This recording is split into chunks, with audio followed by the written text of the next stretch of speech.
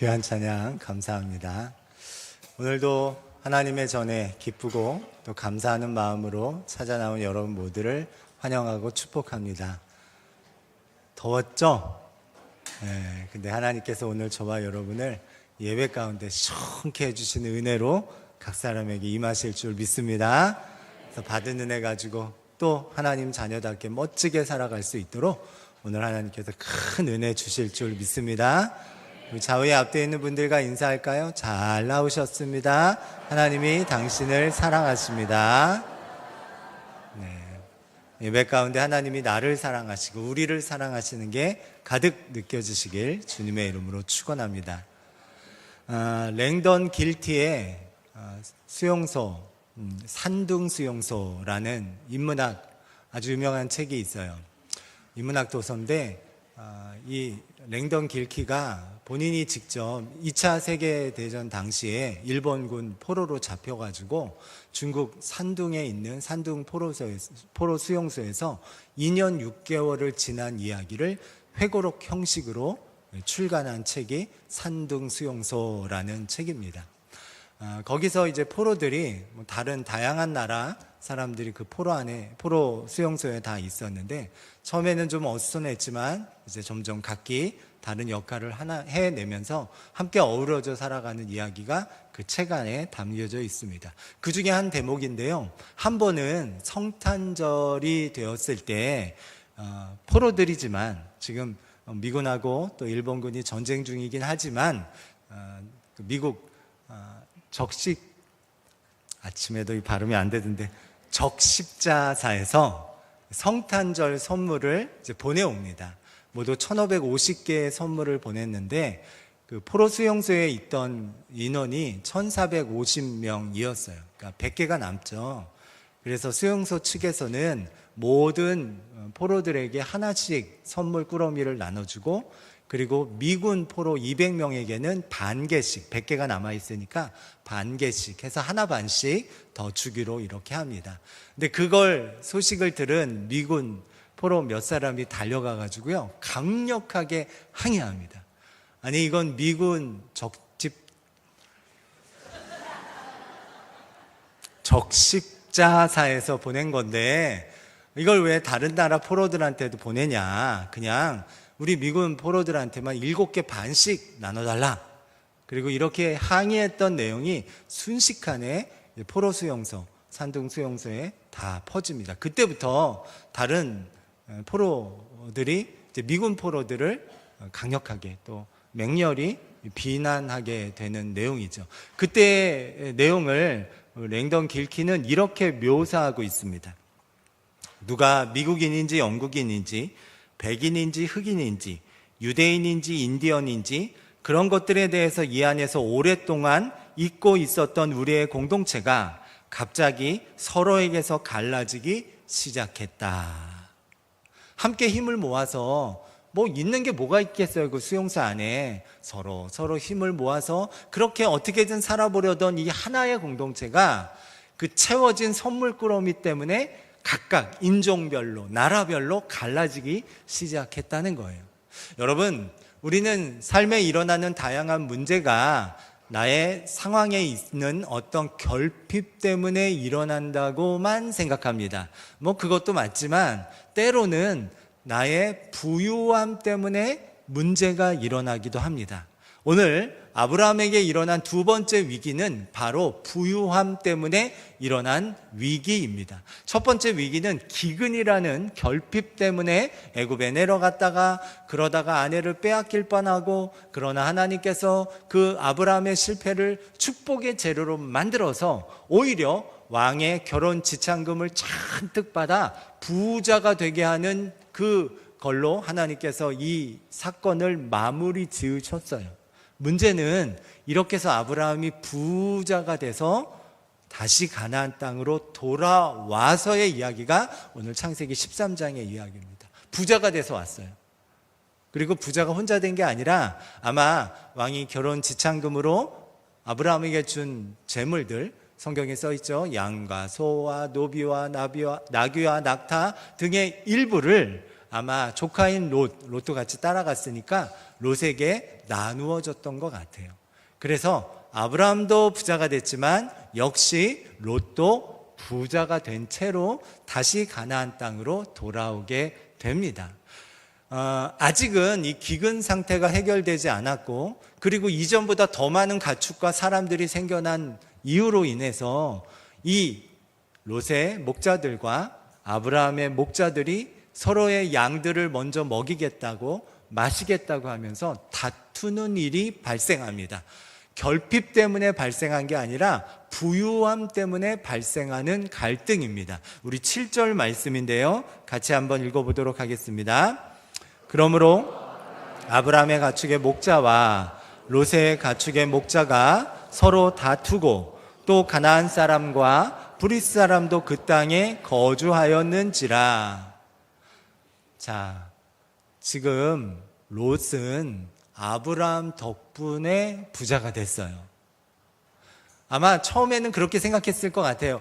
나는 삼촌 아브라함 덕분에 이렇게 재물을 얻었네, 왕이 하사한 이 가축과 이 노비들을 얻었네, 그러면서 나름 처음에는 아브라함에 대해서 감사하는 마음을 가졌을 것 같아요. 우리 삼촌 아브라함 덕분이야. 근데 애굽에 가서 애굽의 그 물질주의를 눈으로 보고 그들이 가지고 있는 문화에 훅 빠져들어가는 그 얼마간의 시간을 통해서 롯의 마음이 달라졌어요. 다시 가나안 땅으로, 척박한 이곳으로 오게 되는 과정에서 불만이 생기고 원망이 생겼던 것 같아요.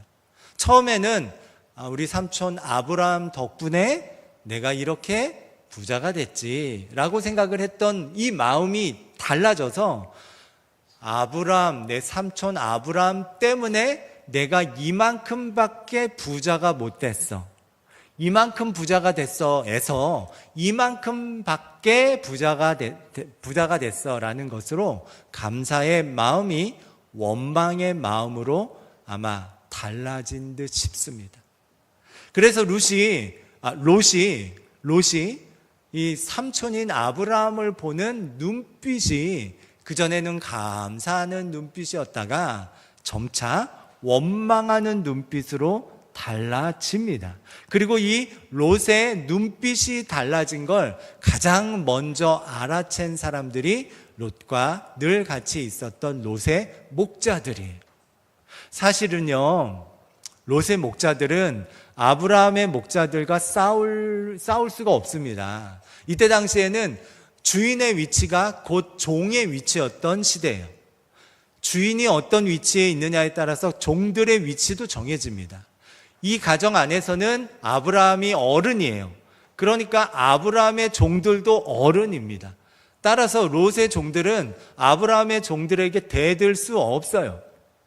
근데 지금 여기서 다툼이 일어났다는 것은 롯이 자기 삼촌 아브라함을 보는 눈빛이 달라졌고 원망하는 눈빛으로 돌아섰고, 그걸 가장 먼저 이 목자들이 알아채고는 이들도 아브라함의 목자들에게 대들기 시작했다는 거죠.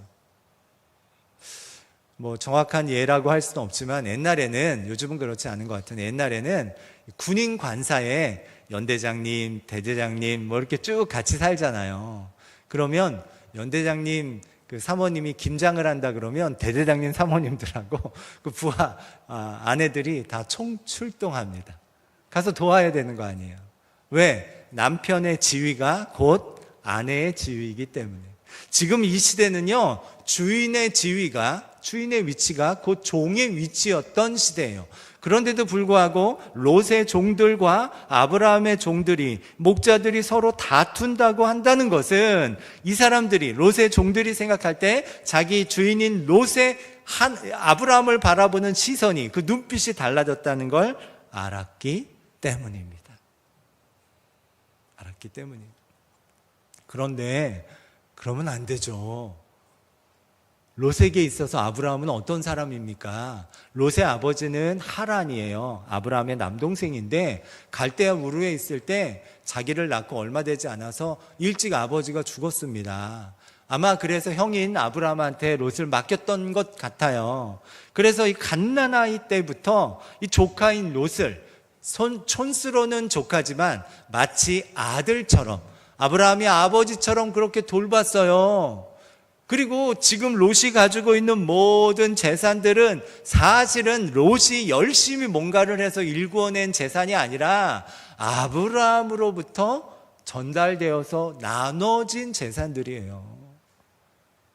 그러니 만약에 진짜 자신의 목자들이 아브라함의 목자들과 다투는 일이 발생했다고 하면 당장 달려가서 자신의 종들, 목자들을 혼내켰어야 돼요. 야, 그러지 마라.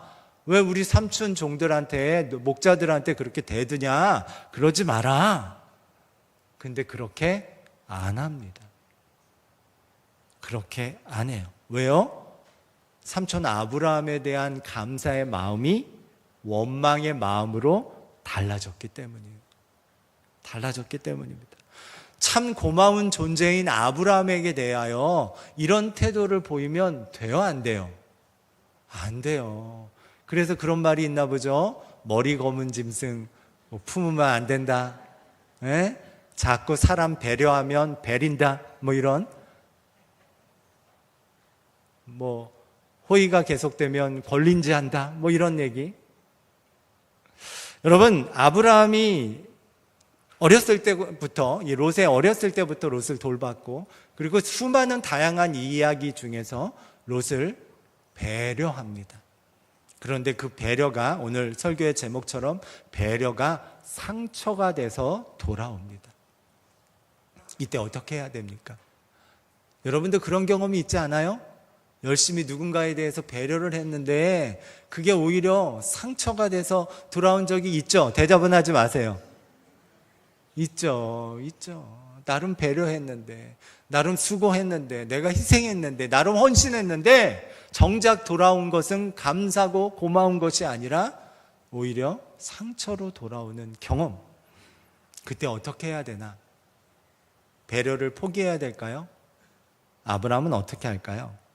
이때 아브라함은 이런 목자들이 서로 다투는 상황이 발생했을 때 롯을 불러다가 홍군형을 낼 수 있습니다. 어른이잖아요. 야, 너 지금 뭐 하는 거냐? 우리 식으로 얘기하면 너 단대해라. 이렇게 혼낼 수 있어요. 그런데 그렇게 하지 않습니다. 충분히 그런 권리가 있어요. 어쨌든 지금 기근이 다 해결되지 않은 상황이기 때문에 지금 여기서 계속 머물러 살 수는 없습니다. 그러면 여기서 갈라서야 될 텐데, 이렇게 갈라서야 되는 그럴 때 누구라도 이럴 때는 유리한 고지를 차지하고 싶어 합니다. 이건 상식이에요. 과한 게 아니라 당연한 거예요. 근데 아브라함은 이 당연한 권리를 내려놓습니다. 포기합니다. 그리고 자기 조카 롯에게, 자기가 어른이니까, 아브라함이 어른이고요, 어렸을 때부터 롯을 돌본 그 희생과 그 수고가 있기 때문에, 그 배려가 있기 때문에 충분히 갈라서게 될 때 내가 좋은 땅을 아브라함이 선택해서 갈 수 있어요. 그러나 그 권리가 있는데도 불구하고 그 모든 권리를 포기합니다. 내려놓고 그걸 오히려 그 선택에 대한 백지수표를 자기 조카인 롯에게 또 줌으로써 배려를 또 합니다. 우리 8절과 9절입니다. 같이 읽어보겠습니다. 아브라함이 너나 내 목자나 서로 다투게 하지 말자. 내 앞에 온 땅이 있지 아니하냐. 나를 떠나가라. 내가 좌하면 나는 우하고 내가 우하면 나는 좌하리라. 아브라함이 또 배려하죠. 또 상처받을 것 같죠? 상처받겠죠? 배려했다가 돌아온 건 상처뿐이니까. 아들처럼, 지금 아직 아브라함에게는 이삭이란 아들이 없을 때잖아요. 그래서 진짜 롯을 아들처럼 그렇게 돌봤는데 돌아오는 게 이런 거라니. 백지수표, 선택에 대한 백지수표를 이제 롯에게 그냥 줍니다. 그러면 아름다운 이야기가 되려면 이 삼촌인 아브라함이 네가 선택해라. 네가 좌하면 내가 우하고 네가 우하면 내가 좌하도록 선택권을 너한테 줄게라고 얘기하면 주카인 롯이 그제서야 좀 정신을 차리고 삼촌 제가 어떻게 그렇게 합니까? 삼촌이 어른인데 어른이 먼저 결정하세요. 그러면 아름다운 이야기가 될 것 같은데 그렇게 하지 않습니다. 그 얘기를 듣자마자 아브라함의 배려를 듣자마자 덥석 그 제안을 받아들입니다. 그리고 눈을 들어서 어디가 좋은 땅인가 살피기 시작합니다. 우리 10절 말씀인데요. 같이 읽어보겠습니다. 이에 롯이 눈을 들어 요단 지역을 바라본즉 소알까지 온 땅에 물이 넉넉하니 여호와께서 소돔과 고모라를 멸하시기 전이었으므로 여호와의 동산 같고 애굽 땅과 같았더라. 내가 애굽 땅에 머물러 있으면 더 부자가 될 것만도 같았는데 거긴 갈 수 없고 이렇게 바라보니까 냉정하게 바라보니까 냉철하게 바라보니까 저쪽 소알 땅, 저쪽 요단 지역, 저기 소돔과 고모라가 있는 땅이 애굽 땅같이 좋아 보이더라는 거예요. 그래서 그곳을 향해 먼저 선택해서 나갑니다. 저는 여기서 10절에 이에 롯이 눈을 들어라는 이 장면이 눈에 그려져요. 어떤 눈빛이었을까? 어떤 느낌이었을까? 나름 아브라함은 배려를 또 하고 있는 거 아니에요. 네가 먼저 선택해라. 그러면 아이고 감사합니다라고 말 한마디 하면 어때요? 양보까지 못하겠더라도 그거라도 하면 좋은데 그 말 한마디 없이 듣자마자 눈을 탁 지켜들고 냉정하게 이 상황을 분석해 보는 거예요. 찬바람이 쌩쌩 붑니다. 눈을 들어라는 표현에서. 처음 서울에 올라와서 저는 제가 서울에서 목회할 거라고는 꿈에도 생각을 안 했습니다. 서울에는 날고 기는 목사님들만 목회한다고 저는 생각을 했기 때문에 서울로 눈도 안 돌렸어요. 근데 어찌해서 또 하나님의 강력한 선명한 부르심이 있어서 여기 오게 됐어요. 그리고 이제 6개월이 지나서 당회와 구역회를 하게 되는데 제가 사실 여러분을 좀 오해했습니다. 여러분이 냉정한 사람인지 알았어요. 근데 여러분이 굉장히 따뜻한 사람이었더라고요. 우리 교회가 굉장히 좋은 교회라는 건 그때는 몰랐습니다. 진짜 모르고 왔어요. 장로님 많다 그래서 두렵고 떨리는 마음으로 왔어요. 전에 있던 교회는 장로님이 한 분도 안 계셨는데 여긴 장로님들이 많다 그래서 무서워서 왔어요. 무서운 마음으로 왔어요. 제가 여러분들을 좀 오해했어요. 근데 오해할 만했어요. 구역회 자료가 딱 나눠지는데 갑자기 분위기가 냉랭해지면서 그때도 그 얘기 했던 것 같아요. 이 자료를 딱 이렇게 집중하는데 내가 기필코 무슨 흠이라도 찾아내리라. 이런 느낌으로 이걸 딱 집중해서 보는 느낌이 들더라고요. 그래서 큰일 났다. 근데 여러분을 한 분 한 분 만나고 겪어보니까 굉장히 따뜻한 분이에요. 옆에 있는 분 어때요? 따뜻해요? 안 따뜻해요? 대답하지 마세요. 대답하지 마세요. 다 따뜻한 분들이고 우리 교회 정말 좋은 분들이더라고요. 와서 목회해보니까 이런 교회가 없습니다. 여러분도 아세요? 딴 교회 안 다녀봐서 잘 모르시는 거예요. 다녀보시면 압니다. 좋은 교회입니다. 우리 십분교회 굉장히 좋은 교회입니다. 근데 그런 느낌, 제가 오해했던 그런 느낌의 눈으로 롯이 지금 삼촌의 제안을 덥석 받아가지고는 눈을 들어서 어디가 좋은가 이렇게 보고 있는 거예요. 근데 여러분, 롯은 아브라함을 떠나면 안 돼요. 롯이 받은 축복은 축복의 사람 아브라함 곁에 있었기 때문에 받은 축복입니다. 실제로 이때 이제 롯이 아브라함을 떠나가고요. 그리고 그때부터 롯의 인생길은 내리막길이 됩니다.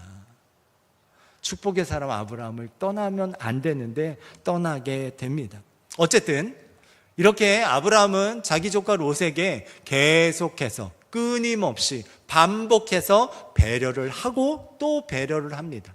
그런데 그 배려의 결과로 돌아온 것은 마음의 상처뿐이에요. 이거 어떻게 해야 됩니까? 어떻게 이게 가능합니까? 사람은 경험을 통해서 배우지 않습니까?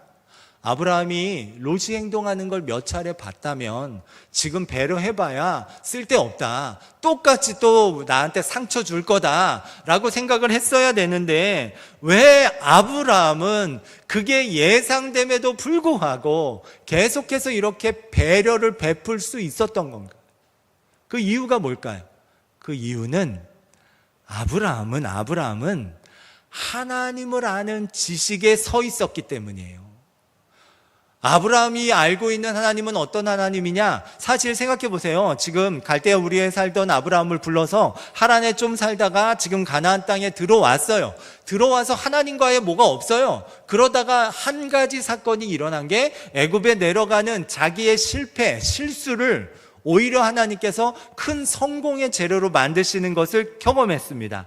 하나님에 대해서 경험치가 더 하나 쌓였어요. 하나님은 어떤 분이냐? 내 실수와 실패까지도 축복의 재료로 만드시는 분이구나라는 경험치가 쌓였어요. 하나님을 아는 지식이 늘었습니다. 그렇다고 본다면 내가 지금 이 배려를 한 게 오히려 나의 감정적인 손실, 어떤 일에 상처로 돌아오게 될지라도 나의 하나님께서는 이 손실을 보전해 주실 거라고 믿었던 거죠. 그 하나님에 대한 바른 지식에 서 있었기 때문에 이 배려가 또다시 상처로 돌아올 것을 마땅히 반드시 경험적으로 아는데도 불구하고 또 배려를 하는 선택을 한 겁니다. 이 뒤에도 또 그렇게 해요.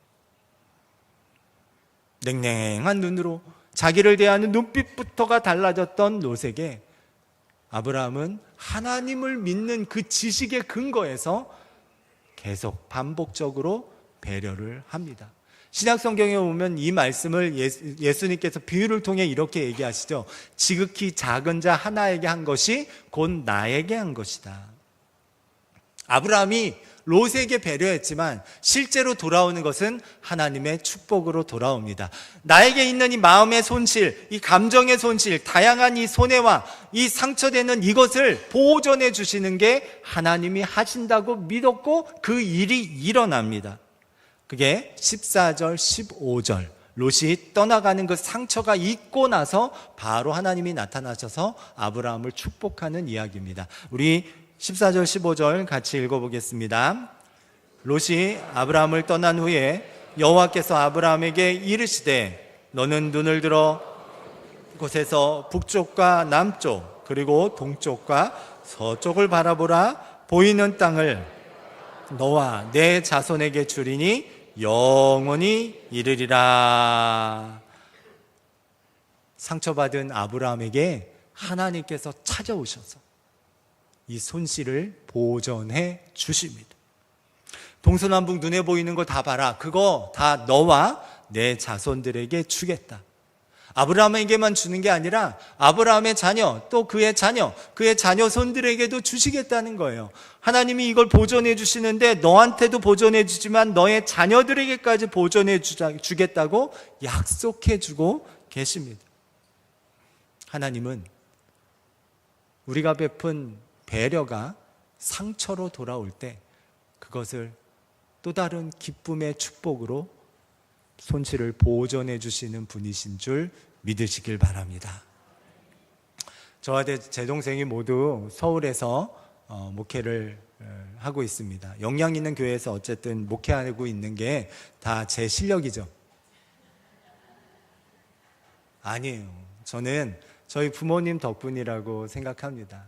저희 부모님이 저희 두 형제를 위해서 기도 많이 하십니다. 정말 기도 많이 하시고요. 그리고 저희 아버지는 고향교회에서 또 전도상도 많이 받았어요. 전도도 많이 하시는 분이에요. 고향교회 누구를 붙잡고 저희 아버지와 어머니, 최 장로님 네 분 물어보면 다 똑같이 대답합니다. 정말 충성스러운 일꾼이라고. 누구 하나 뭐라고 하는 사람 없이 다 그렇게 동일하게 이야기를 합니다.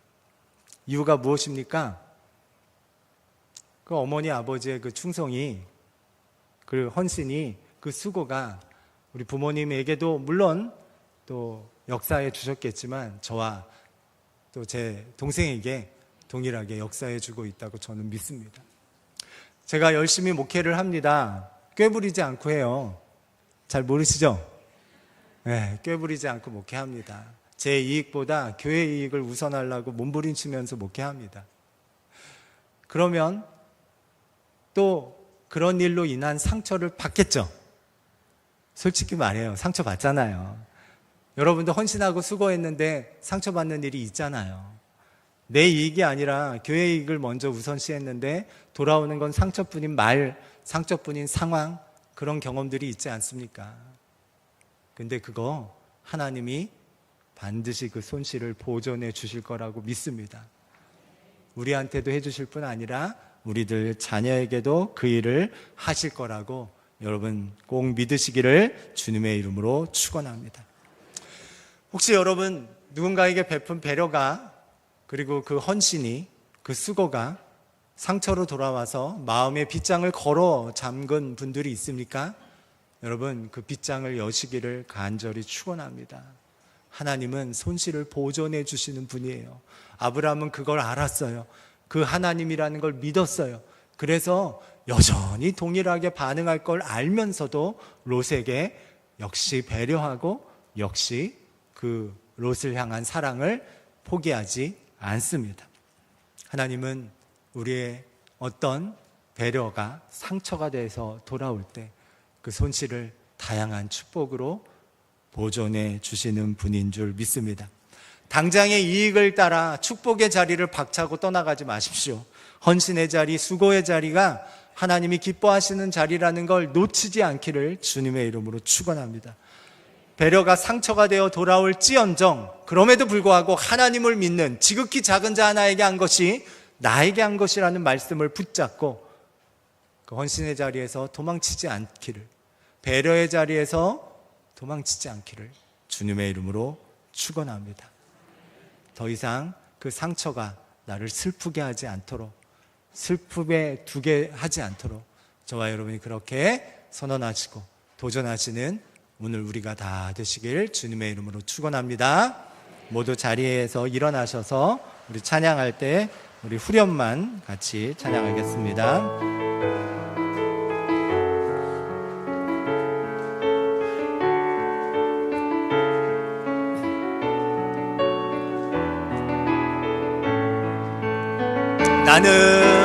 나는 일어섭니다. 더 이상 내 삶의 아픔이 아프게 두지 않겠습니다. 나는 예배합니다. 내게 약속하신 그 자리로 다시 한번 나아갑니다. 나는 일어섭니다. 나는 일어섭니다. 더 이상 내 삶의 아픔이 아프게 두지 않겠습니다. 나는 예배합니다. 내게 약속하신 그 자리로 다시 두 손 들고 찬양합니다. 나는 일어섭니다.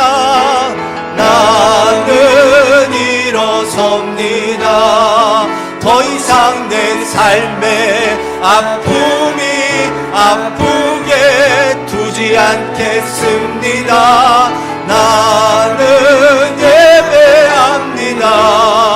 내게 약속하신 그 자리로 다시 한번 마지막으로 나는 일어섭니다. 나는 일어섭니다. 더 이상 내 삶의 아픔이 아프게 두지 않겠습니다. 나는 예배합니다. 내게 약속하신 그 자리로 다시 한번 나아갑니다. 사랑의 하나님, 우리가 하나님의 마음을 알고 그래서 누군가를 향한 배려를, 누군가를 향한 헌신을, 누군가를 향한 희생을 우리가 과감히 해내고 있습니다. 그러나 그 배려가 오히려 상처가 되어 돌아올 때마다 우리가 마음을 찢고 우리의 상황 속으로 욕을 먹고 다른 사람들에게 수군거리는 이야기가 들릴 때마다 내 의도가 곡해되고 내 생각이 다르게 전달되어 다른 사람의 입에 오르게 되고 수군거림의 재료가 되는 일을 겪을 때마다 우리는 다 필요 없다, 다 소용없다, 사람 배려해봐야 그 사람 배린다, 이런 선언을 하며 사랑에게서 점점 멀어지고 있지는 않습니까? 이런 우리를 향해 주님은 말씀하십니다. 지극히 작은 자, 도무지 너에게 뭔가의 대가를 되갚을 수 없는 지극히 작은 자, 그 작은 자에게 한 것이 곧 나에게 한 것이다. 더불어 아브라함에게 하신 약속을 또한 우리에게 상기시켜 주십니다. 동서남북 사방을 다 둘러봐라. 그 모든 걸 내가 너와 내 자손에게 주리라.